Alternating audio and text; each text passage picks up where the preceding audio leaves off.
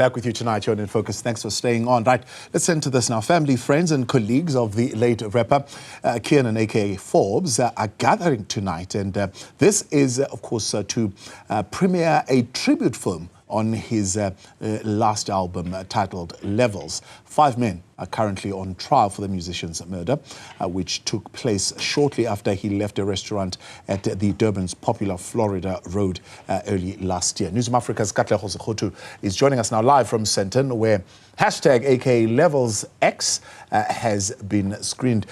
This has just been screened there, Katleho. Tell us more. What are we learning? A very good evening, Tabo. Indeed, we've just watched the film AKA Levels X, really celebrating the sophomore album of AKA's released in 2014, and that album did incredibly well. And as we've spoken to a number of his colleagues and friends in the industry, it really changed the game, if you will, during that time. And I think still to this day, a number of the tracks from that album still listened to and still celebrated. And if one watches the film, it's a reflection of those who worked on the album with AKA in creating that masterpiece, if you will, really reflecting on the work it took to put that kind of album together. But I do have with me AKA's mother, Lynn, to chat to us about the film and just AKA's legacy. Lynn, thank you so much for speaking to us. I mean, you've watched the film. How do you feel about it? Does his legacy continue? Yes, absolutely. I'm absolutely thrilled. I mean, it's such actually an iconic moment. It really is. And a lot of nostalgia, a lot of moments in the movie, in the film. It really just brings back so much. So I'm happy. I really, Sony and Fifth Season did such a great job with it. Everybody that's been featured in there, listening to all those stories is just an incredible feeling of pride, actually. I'm so proud of Kiernan. Yeah. And just before we spoke now, Lynn, I asked you, you post periodically on Instagram sweet and intimate moments of your, the moments you shared with him. Why do you do that? I think for me, I share a lot. I've always been an inspirational speaker. That is what I am, that's what I do. And I do believe that sharing my stories are also good for other people, and it also helps others to deal with their grief. So as much as I need other people to help me deal with my grief, I feel that when I share my stories and when I share how I'm feeling and how I'm getting through my grief, it's helpful to others. And I think that's kind of my purpose. And so many of the people who are fans, who are looking from the outside, I guess it's a bittersweet feeling in that he's no longer here, but his music lives on. What's your message to the people who just adore his music? I think it's not really my message. I think Kiernan's message will be that he doesn't want to be forgotten.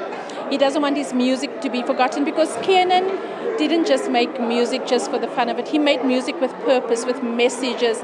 And the message I have is to just keep on listening, to keep on remembering, and to keep on using his music for your own inspiration. Then how are you feeling about the case as it's unfolding in court? Look, I've taken a stance about the case. I've said always early on that I don't want to put too much energy into it. I don't want to put too much of my own personal energy into it, because I think the only way I can deal with it is actually to just let it run its course by itself. So I've accepted Kiernan's death very early on after he died. And for me, only justice, people always ask me about justice, and I always answer like this: justice must be served, and I can only trust. There's nothing that I can do to change how that process will unfold. And the justice for me is actually the question that you asked before. For me, I find justice, and I find justice in Kiernan's legacy living on, and we're celebrating his life. I think he was on this earth for a purpose, and I think he lived a full life and a beautiful life, and and I have to make peace with that. We'll leave it there. Thank you, Lynn. Thank you very much. Thank you. Thank you. All right, Thabo, you've heard it there from Lynn Forbes, AKA's mother, just saying that his legacy continues and lives on, and that, you know what, she remembers him through his work and films like this one, which celebrates a specific project that AKA undertook, which was his sophomore album titled Levels, which did incredibly well, certified diamond, selling 300,000 units. And just saying that through his music, through his work, his legacy continues, and that she continues to go through that healing process, and hopefully being an inspiration to others who also may be processing grief in their lives.